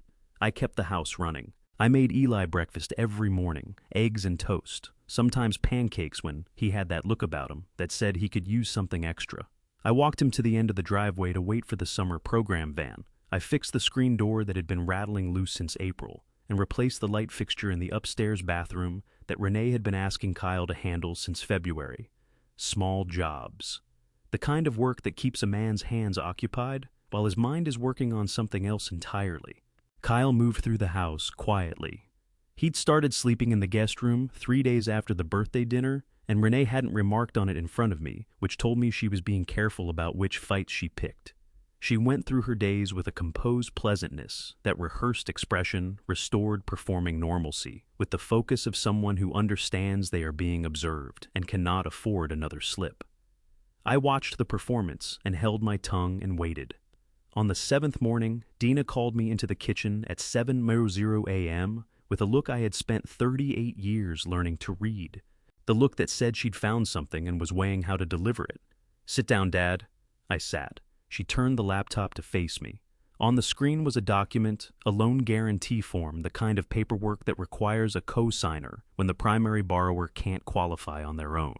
The figure at the top read $85,000. The lender was a private financing company out of Memphis. At the bottom on the co-signer line was a signature, Dina Cole. "I don't recognize that loan," Dina said. Her voice was steady, but her hands flat on the table on either side of the laptop were pressing down hard. "I have never heard of this company. I haven't been in Chattanooga for an extended stay in 14 months, and that is not my signature." I studied the signature. It was close. The D and the C were right, the general shape of it, but the pressure was off. The way the letters joined was off. I had watched Dina sign her name 10,000 times across 38 years. "How did you find this?" I asked. Osterfeld's office sent over a supplemental document request the previous afternoon. They'd been pulling financial records through the court channel, and this surfaced attached to a secondary account linked to Renee's name. Dina turned the laptop back toward herself. $85,000 co-signed in my name, drawn out 16 months ago. The monthly payments are being pulled from a joint account Kyle doesn't know he has. She needed a qualified co-signer to get the loan approved, I said. And she used Dana because her credit history and income would clear the bar, and she had enough of Dina's personal information from family documents to fill out the application. Dana's jaw was tight. "Dad, this is identity theft. This is forgery. In Tennessee, that's a Class X felony under Criminal Code 39-14-112. This is not a civil matter." I looked at my daughter across the kitchen table, 38 years old. Vivian's eyes. Vivian's way of going very still when she was most resolved. "We take this to Osterfeld today," I said. "Already called him at 6:50 this morning. We have an 11 rule." She paused. "There's something else." She drew a printed spreadsheet from her yellow folder and laid it beside the laptop. Rows of transactions dates running down the left side, figures in red on the right. "The loan payments aren't the only thing coming out of that account," she said. "Renee has been running a second set of household expenses through it, A cleaning service, a subscription box, a gym membership, restaurant charges. All of it billed under a business name that doesn't appear to actually exist. Harwell Home Management LLC. She looked at me. There is no Harwell Home Management LLC registered in the state of Tennessee. She built a shell account, I said, to push personal expenses through something that looks like a legitimate household service. Dana gathered the papers into a neat stack. When you add this to everything else, we have the withdrawals from your account, the conservatorship scheme, the forged co-signature. We're looking at a pattern of financial fraud going back at least 2 years. I got up, crossed to the window, looked out over the backyard. The chalk dog Eli had drawn was still on the patio, softened some by the morning dew, but still holding its shape. Round body, question mark tail. A picture drawn by a boy who still believed things could get better. Does Kyle know about the shell account? I asked. I don't think so, Dina said. She's kept it completely separate. His name isn't on any of it. Behind us, footsteps on the stairs. We both knew the rhythm, Renee's light, and measured. Dina closed the laptop and turned the papers face down in one smooth motion, unhurried, the practiced ease of someone who had been doing this all week and no longer needed to think about it. Renee came into the kitchen in her robe, heading straight for the coffee maker without glancing at either of us. She poured her cup, turned, and caught the look on Dina's face and mine. Just for a moment, half a second, no more. Her grip tightened on the mug. Good morning, she said. Morning, Dina said pleasantly. Renee's eyes moved to the closed laptop, to the face-down stack of papers, to me standing at the window. Early start, she said. We have a meeting with Clint Osterfeld at 11:00, I said. Just so you know. The coffee mug held steady in her grip. Not a muscle in her face moved, but something behind her eyes flickered quick and small, the way a door snaps shut in a room nobody was meant to look into. She carried her cup back upstairs without another word. Dina caught my eye across the kitchen. She knows we turned something up. Good, I said. Give her the next 4 hours to sit with the uncertainty of what it might be. I asked Noreen and Floyd to come by at 7:00 on a Tuesday evening in early August, which in Chattanooga means the heat has begun to reconsider itself, though it hasn't quite followed through. The kitchen windows stood open. The ceiling fan made its slow circles overhead. I'd put a pot of coffee on, that none of us ever touched. Kyle knew they were coming. I had told him that morning out in the hallway, standing outside the guest room he'd been occupying for 6 weeks, and he'd held my gaze a long moment before giving a single nod. He'd be there. Renee didn't know. That was by design. Dina set the chairs in place. Noreen took the seat beside me. Floyd planted himself nearest the door, the way Floyd always did, a reflex worn into him across 40 years on job sites where a man keeps his exit mapped out of instinct. Kyle came downstairs at 5 to 7:00 and settled into the chair at the far end of the table, the one as far from where Renee would sit as the room allowed. He had the bearing of someone who'd arrived at a hard conclusion and was quietly absorbing what it meant to live with it. His jaw was set. His hands rested still on the tabletop. His eyes had a clarity to them that had been missing for weeks. Renee came down at exactly 7:00. She stepped into the kitchen and took in every detail inside 2 seconds. The folders spread across the table, Noreen's expression, Floyd's posture, Kyle not standing at her shoulder. Something crossed her face the way weather sweeps through a valley and vanishes before you can name it. What is this? She asked. Have a seat, Renee, I said. She sat. She understood she didn't have a real option, and that understanding was visible in the way her shoulders held themselves. I drew back the cover of the first folder. On June 2nd, 14th, and 22nd of this year, I said, a representative from Clearview Assessment Partners LLC came into this house while I was away at a medical appointment. You arranged those visits to build a conservatorship petition, one that would have handed legal authority over my finances, my property, and my personal affairs directly to you. I slid the Clearview Assessment Partners paperwork across the table to Renee. That petition was never filed. It will not be filed. Clint Osterfeld has already put the county clerk's office on notice. Renee stared at the document. Her expression gave nothing away. Over the preceding 18 months, I went on $175,800 moved out of my personal account via a debit card that carried your name. None of those withdrawals were sanctioned for personal use. I spread the bank statements across the table, one at a time, each page dated, each one marked up in Dana's handwriting. Under Tennessee Code 71-6-120, that constitutes financial exploitation of a vulnerable adult. a Class C felony. Noreen sat with her hands quiet on the table. Floyd had his eyes fixed on Renee, the way you watch a vein when the wind keeps shifting. And there's this. Dana placed the loan guarantee in front of Renee, the one bearing Dana's forged name on the co-signer line. $85,000 signed in my name on a loan I never took out with a lender I've never encountered. Tennessee Code 39 Verein of 112. Forgery, identity theft, felonies both. Renee's gaze dropped to her attorney's contact on her phone's screen. I could see the calculations running. Then she looked back at me. "You don't know what you're getting yourself into," she said, barely holding the composure together. "Kyle, tell them." Kyle looked down the length of the table at his wife. "I've already said everything I had to say, Renee. I said it to my father 3 weeks ago." Renee's eyes sharpened into something pointed. "You went to him?" "I told him what was true," Kyle said, "about the account, about what I'd known, about what I'd kept quiet far longer than I should have." His voice was rock steady. "I was proud of my son for that." "You told him." She kept her voice low, the words landing somewhere between a question and an accusation, colder than either. "He's my father," Kyle said, "and Eli is my son."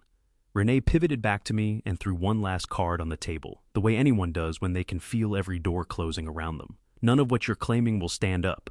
You're a grieving old man living in his son's house, desperate for somewhere to aim all that pain."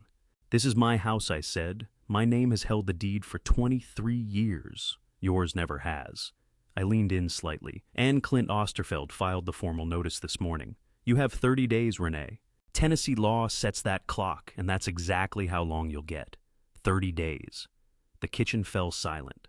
Through the open window, a cicada struck up from somewhere in the oak tree, then reconsidered and went quiet. Renee rose to her feet. She picked up her phone. She let her gaze move around the table, resting on Noreen, on Floyd, on Dana, on Kyle, on each of us sitting there in the kitchen of a house she had never truly owned. I watched it register in her face, the full final understanding that no version of this night ended with her holding the advantage. "You'll regret this," she said. "The only thing I regret," I said, "is that it took me this long." She left the kitchen without looking back. Her heels struck each stair. The bedroom door didn't slam. That caught me off guard. It clicked shut with deliberate control, the last act of a woman determined not to let anyone witness her collapse. Eli materialized in the doorway from the hall, sock feet soundless, on the tile pajamas, on face careful and still. He'd been upstairs. He'd caught enough of it. I could read it in the way he carried himself, that watchful stillness of a child who has always had to read a room before trusting it. His eyes came to mine. "Grandpa, is it okay?" I slid my chair back and opened my hand toward him. He crossed the kitchen, and I drew him close against my side. Felt the tight little knot of him begin to loosen, degree by slow degree, the way a clenched hand opens when the danger finally passes. "It's going to be okay, buddy," I said. "I promise." He pressed in against my arm and trusted me completely. And that trust, the weight of it, the value of it, was unlike anything else I had ever been given.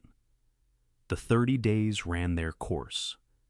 Renee and Kyle loaded out on a Thursday in late August, a moving truck in the driveway from 8:00 in the morning until 2:00 in the afternoon. I took Eli over to Noreen's place and stayed there while it happened. A boy of 5 shouldn't have to stand in a driveway and watch everything familiar being boxed and hauled away. There would come a time for him to understand what had changed and what it meant. That afternoon wasn't it.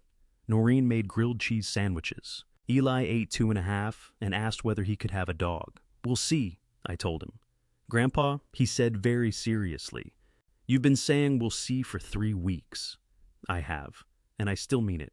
He took this in with the equanimity of a child who has figured out that some things arrive on their own schedule and returned to his sandwich. The Tennessee Department of Children's Services launched their investigation in the first week of September. A caseworker named Ms. Dunstan made 2 visits to the house, a woman somewhere in her 40s, sensible shoes, clipboard in hand with the unhurried manner of somebody who has absorbed a great many difficult stories and long since stopped being rattled by them. She met with Eli privately in the living room while I sat in the kitchen, pretending not to strain to hear and failing completely. She came to me afterward. "He's a perceptive child," she said, writing something on her clipboard. "His vocabulary runs well ahead of his age. That pattern shows up often in children raised inside adult tension.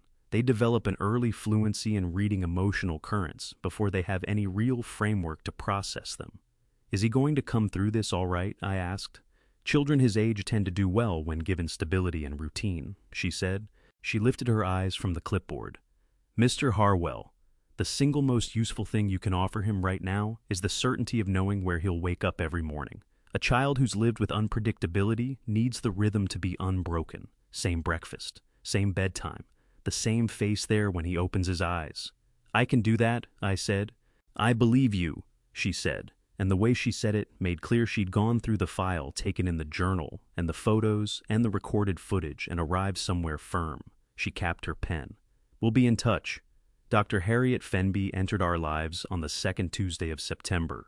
A child psychologist whose office on the north side of Chattanooga was lined with bookshelves anchored by a sand tray and stocked with more shades of crayon than I had ever imagined existed.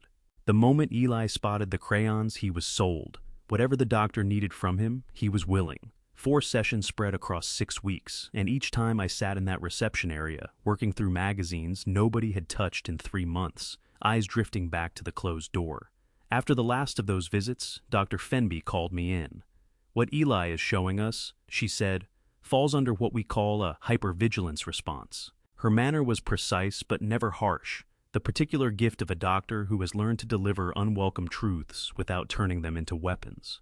His attention never fully rests. A question, a noise, someone stepping through a doorway before any of it registers, he's already surveyed the room. That degree of watchfulness in a 5-year-old isn't where it should be developmentally.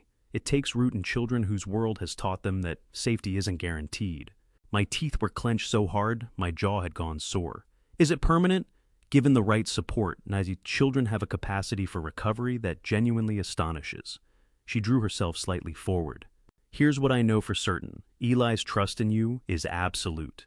That kind of anchor is among the strongest protections a child can carry. You come up constantly in our sessions. Last week he told me you hum to yourself when something's weighing on you, a beat of quiet. He said it makes him feel better. I had to turn my face toward the window and hold it there for a second. The following week, Eli found me in the living room with a book and came over holding a folded sheet of paper out in front of him, both hands extended deliberate, as someone presenting a gift of consequence. I made this for you, he said. I opened it with care. A drawing an old man and a little boy together on a porch, a fat yellow sun above them, a tree with a bent trunk standing at the page's edge. Below the figures in capital letters that tilted gently leftward the way they always did when he bore down hard with the crayon, me and Grandpa. Home? I sat with that single word and didn't move on from it. Home. A 5-year-old's hand-green crayon paper pulled from a spiral notebook. And it was the truest thing I'd encountered all year. This is beautiful, buddy, I told him. What do you think we ought to do with it? Eli turned the question over with genuine seriousness. I want to give it to the judge. I raised my eyes to his. How come the judge? So she knows where I want to be. No preamble, no build-up, just that delivered, the way children deliver the things that matter most, stripped of all performance as though the answer couldn't possibly need explaining. I folded the drawing and tucked it into the folder alongside Vivian's journal and the Polaroid and the USB drive.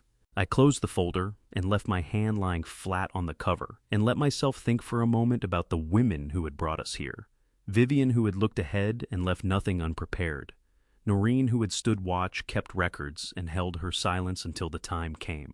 Dina, who had pulled at every loose thread until something gave way. And this small boy who had drawn his grandfather a picture of where he belonged and wanted a judge to know it. The deposition was set for the 2nd week of November. That night, the folder went on the nightstand. I switched off the lamp and lay looking at the ceiling of the house that had been mine for 23 years. Viv, I said quietly, we're getting close.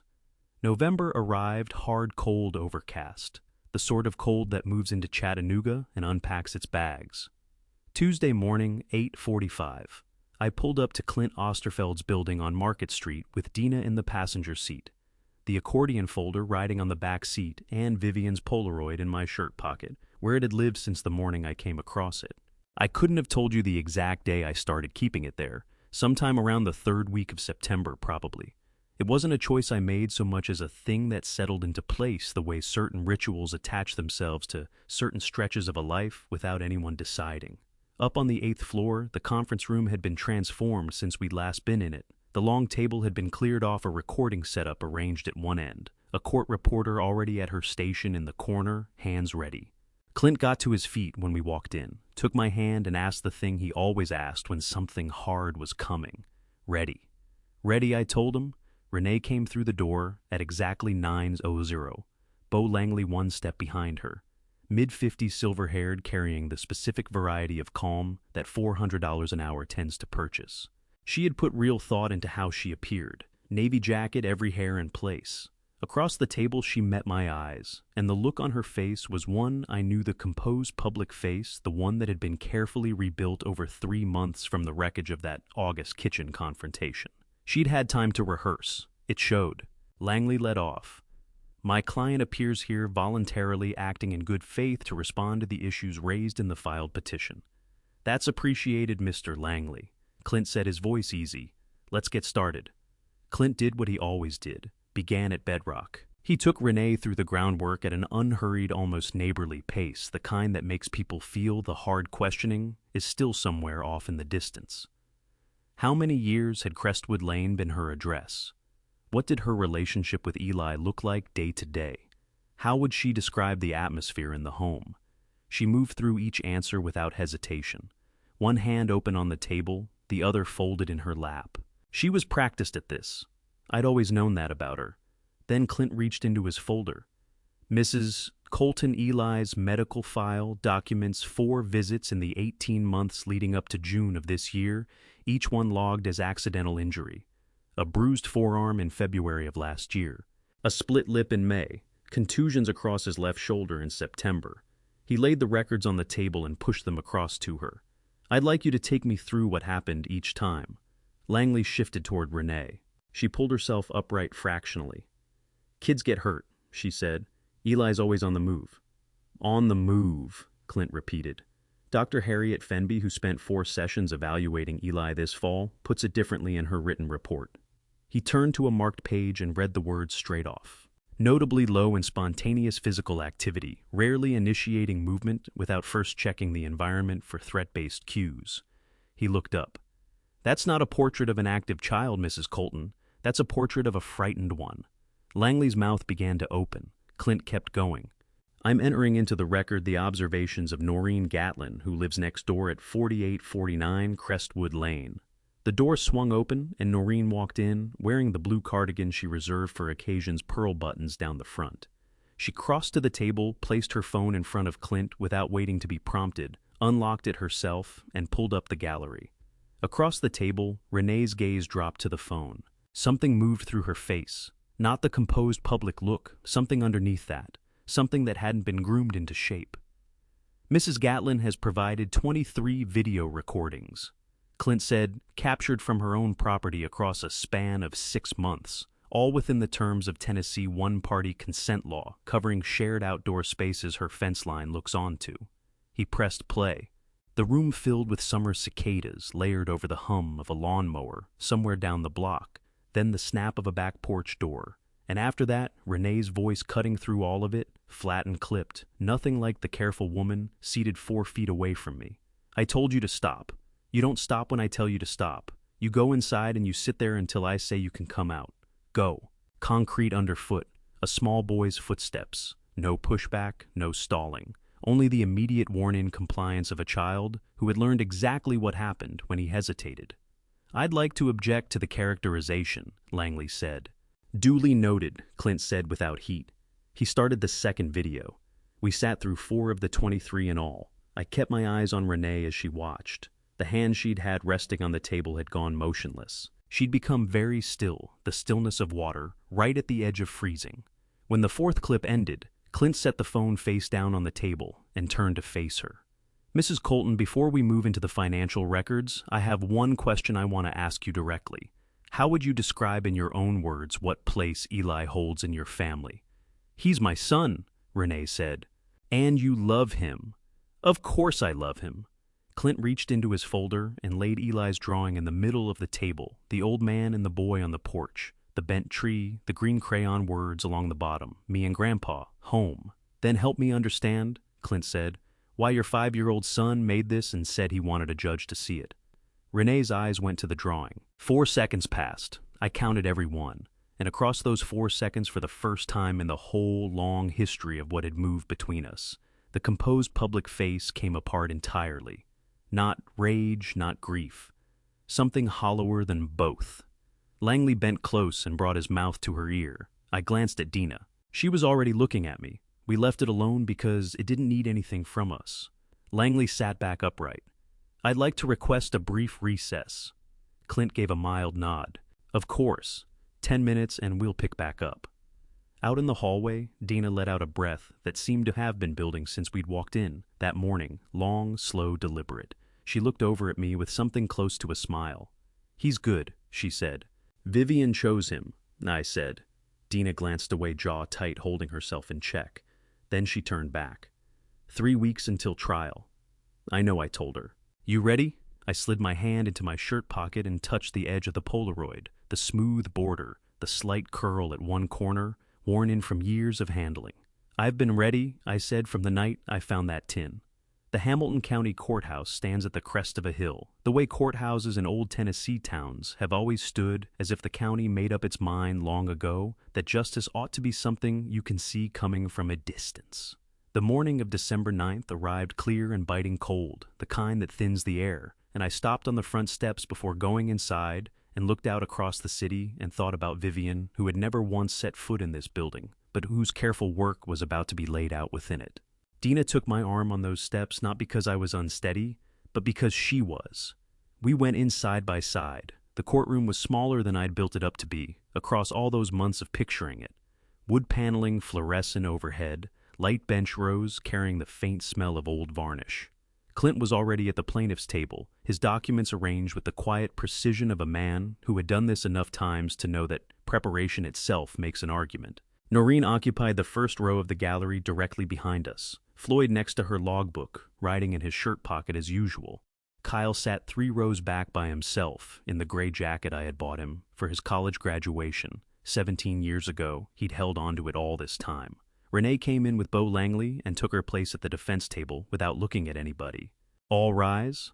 The Honorable Judge Lorraine Keswick came through the door, a woman in her early 60s, close-cropped silver hair, reading glasses on a chain. Every movement carrying the measured quality of someone who had watched enough human wreckage pass through her courtroom to have stopped being shaken by it. She settled into her chair, glanced over her papers, and raised her eyes. We're here in the matter of Harwell versus Colton, she said. Petition for guardianship of a minor child and related financial claims. Is counsel prepared? Ready, Your Honor, Clint said. Ready, said Langley. Then let's proceed. Clint's opening ran 8 minutes. I'd heard him work through it twice in preparation, and it had not grown shorter or more gentle either time. He laid the case out the way he always did in sequence without ornamentation, trusting the facts to do what facts do when they are assembled in the proper order. A grandfather, a grandson, a home in which that child had learned to keep food hidden under his pillow and draw pictures of rooms with locked doors. A pattern of financial exploitation running back 2 years. A forged signature. A fraudulent assessment scheme. A woman who had spent 18 months stripping away the financial security of an elderly widower while presenting to everyone around her the face of a devoted daughter-in-law. When he sat down, the courtroom held its quiet for a beat. Langley's opening ran longer and landed softer, spending considerable time on the word family, how complicated families become, how grief bends perception, how a man deep in mourning might read ordinary household tension as something darker than it was. He wasn't a poor lawyer. He was doing what he could with what he had. Clint called Dr. Harriet Fenby to the stand first. She took the witness chair with the same direct manner she brought to everything. Over 4 sessions, she had looked closely at Eli, and she described what she'd found in language that was clinical and therefore more devastating than any emotional phrasing could have managed. Hypervigilance, parentification behaviors, chronic stress response, a reflexive flinch when unexpected physical affection came his way.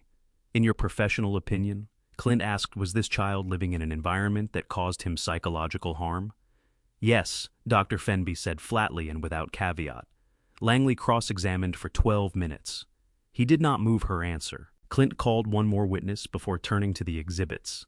A woman named Anita Moreau, the court-appointed guardian ad litem, the independent voice assigned to represent Eli's interests directly. She was brief and exact. She had sat with Eli 3 times over the previous 6 weeks, gone through Dr. Fenby's report in full, and read every document in the file.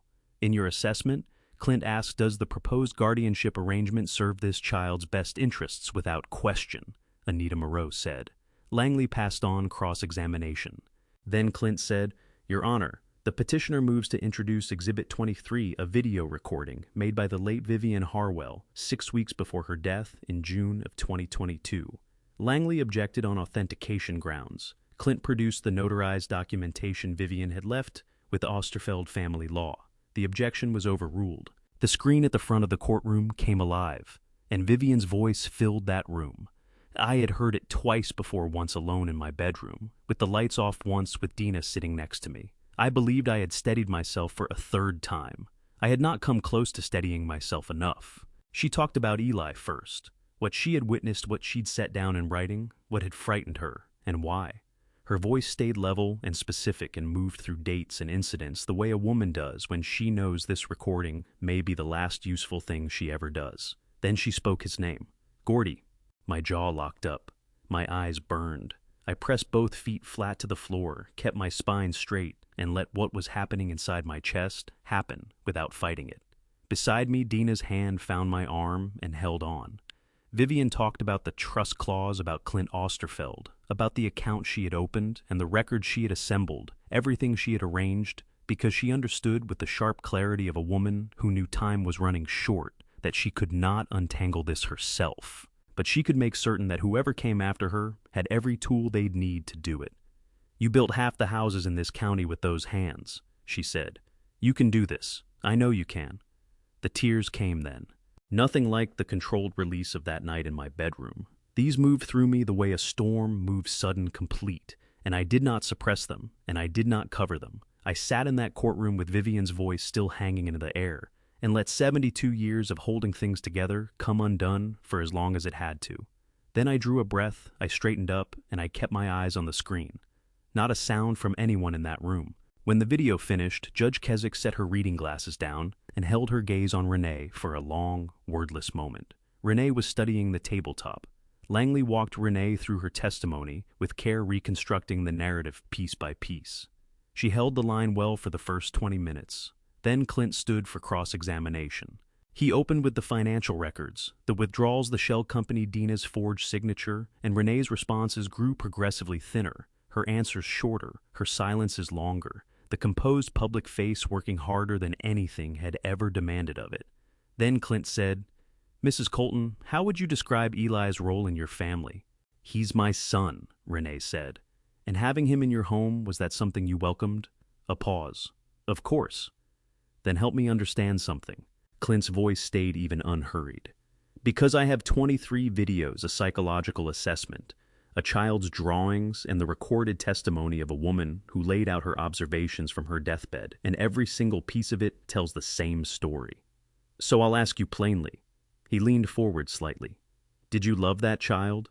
Renee's hands pressed flat against the table. Her jaw worked. Something moved behind her eyes, calculation or collapse or some tangled combination. And then she said in a voice that came out faster and rawer than she intended, That kid has always been a burden. The courtroom exhaled. Judge Keswick set down her pen. Langley closed his eyes for 1 second. Clint said nothing. He simply looked at Judge Keswick, and Judge Keswick looked at Renee. And Renee understood. I could see the exact moment she understood that what had just left her mouth could not be walked back by any attorney alive. No clarification, no reframing, no performance she had ever managed or ever would manage again. Judge Keswick took 40 minutes to review her notes. When she came back, she read the ruling in its entirety. Permanent guardianship of Eli Harwell, awarded to Gordon Harwell. All financial claims referred to the 11th Judicial District for criminal prosecution. Supervised visitation for the biological parents to be arranged by a family mediator within 90 days. Court costs and attorney fees to be borne by the respondent. She set the ruling down and looked out at the room over the tops of her glasses. "This court is adjourned," she said. The gavel struck. I sat without moving for a moment. Then footsteps behind me, slow, uncertain, and I turned, and Kyle was standing at the bar in that gray jacket, hands loose at his sides, his face carrying something complicated and human that I couldn't find a name for. He extended his hand, I got to my feet and took it. June came back around, the way it always does in Chattanooga, quick and warm, the mimosa trees flowering along the fence line, the air carrying that particular sweetness that erases all memory of winter. 1 year. A full year since I'd sat at a birthday table and heard a sound I would never be able to unhear and risen to my feet and spoken 6 words that altered everything that followed. I was in the kitchen at 6:00 in the morning when Eli appeared still wearing his rocket ship pajamas, hair flattened on one side, dragging his stuffed bear by a single ear across the tile floor. He hauled himself up onto the counter stool and settled the bear on the surface beside him with the gravity of someone sitting down for a conversation of real importance. "Is today my birthday?" he asked. "It is," I said. He turned this over. "Am I 6 now? You are 6 now." He looked down at his hands and slowly turned them over, as if 6 might look different from 5, and he needed to confirm. Then he raised his eyes to mine, those clear eyes that had stopped flinching at the sound of footsteps, that had stopped sweeping doorways before walking through them, that now took in the world the way a child's eyes were always meant to openly without armor. "Grandpa," he said, "can we have pancakes?" I laughed, a real one, the kind that rises from somewhere low and escapes before you've thought about it. "We can absolutely have pancakes." Dina arrived at 9:00 with her husband Aaron and a wrapped box so large she had to angle it sideways to get it through the front door. She set it down in the hallway, and Eli stationed himself in front of it with his arms folded, attempting patience, holding it for roughly 4 seconds before his heels began to rise and fall. "You can't open it until after lunch," Dina told him. "That's a long time," Eli said. "It is," Dina agreed. "Life is full of waiting." Eli looked at me. "Is that true?" "Unfortunately," I said. He received this with the particular dignity of a 6-year-old who has decided to extend his trust to the grown-ups around him, which was the most precious thing I had watched happen over the past 12 months. That slow, hard-earned return of trust, built back one predictable morning at a time, one familiar face across the breakfast table at a time, until the boy who had kept bread under his pillow began sleeping through the night without waking to check whether the world was still where he'd left it. Noreen came over at 11:00 with a casserole dish and the blue cardigan with the pearl buttons, which had come to mean in my mind the garment she put on when something mattered. Floyd arrived 10 minutes later. No logbook he'd left it at home, and that told me everything about how this day differed from all the days that had led to it. Kyle came at noon. Before knocking, he stood at the door for a moment. I saw it from the kitchen window. He stood on that porch with his hands in his pockets and looked at the front of the house, at the flag by the mailbox, at the flower boxes Vivian had always loved. Then he knocked. Eli answered because Eli answered every door, now a new habit born from a new confidence, the assurance of a child who no longer needed to evaluate whether a visitor was safe before deciding if he wanted to be seen. "Hey, buddy," Kyle said. Eli considered his father with the measured look of a child who has learned to tell apart the people who show up from the ones who don't. Then he stepped aside and pulled the door open wider. "We're having pancakes," he said. "Well, we already had them, but there might be more." Kyle looked at me over Eli's head. I gave a single nod. He came inside. We ate lunch at the kitchen table, all of us, Dana and Aaron, Noreen, Floyd, Kyle, Eli, and me. The talk moved, the way conversation moves among people who have come through something hard together, and arrived on the other side easily, with long stretches of ordinary exchange about ordinary things. Dina's new case and Memphis Floyd's ongoing feud with his lawnmower, Noreen's tomatoes, which she declared were the finest she'd grown in 11 years. Eli ate more at a single sitting than I had ever seen him manage. He did not look over his shoulder once. After lunch, the box. It took Eli 4 minutes and significant damage to the wrapping paper to get inside it. There was a bicycle blue with silver handlebars and a bell and training wheels that Dina had already made arrangements to have removed by summer's end, something she had told me in private, something I had agreed to in private, something Eli did not yet know. He stood with both hands on the handlebars, mouth open. Then he looked at Dina and said, "Thank you," with a sincerity that made her press her lips together and hold them there. We took it outside. Kyle walked alongside Eli down the driveway, one hand hovering near the back of the seat, without quite making contact close enough to catch him, if he drifted far enough back to let him discover his own balance. I watched from the porch with Noreen and Floyd on either side of me, the June light falling long and golden across the yard. "He's going to be all right," Noreen said. "He is," I said. Floyd set his hand on my shoulder once and then lifted it away, which was Floyd's way of saying everything he didn't put into words. That evening after the candles, 6 of them all gone in a single breath, Eli's cheeks rounded with the effort and the pride of it, I slipped back to the bedroom for a moment. I took the Polaroid from the nightstand where it had lived since the morning I stopped carrying it in my pocket the morning after the trial. The morning I decided it belonged somewhere I could see it, rather than somewhere I kept it close out of need. I held it for a moment.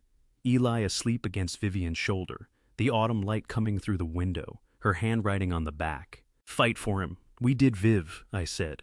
My voice came out quiet and steady, the voice of a man who has seen something through and knows it. "We did." Down the hall came the sound of Eli's voice, high and clear, telling Dina something about the bicycle with the particular urgency of a child who cannot fathom why the adults around him don't yet grasp how significant this is. And Dana's voice answering warm and unhurried, and Kyle laughing at something, a real laugh, unguarded, the laugh of a man still finding his way back to it.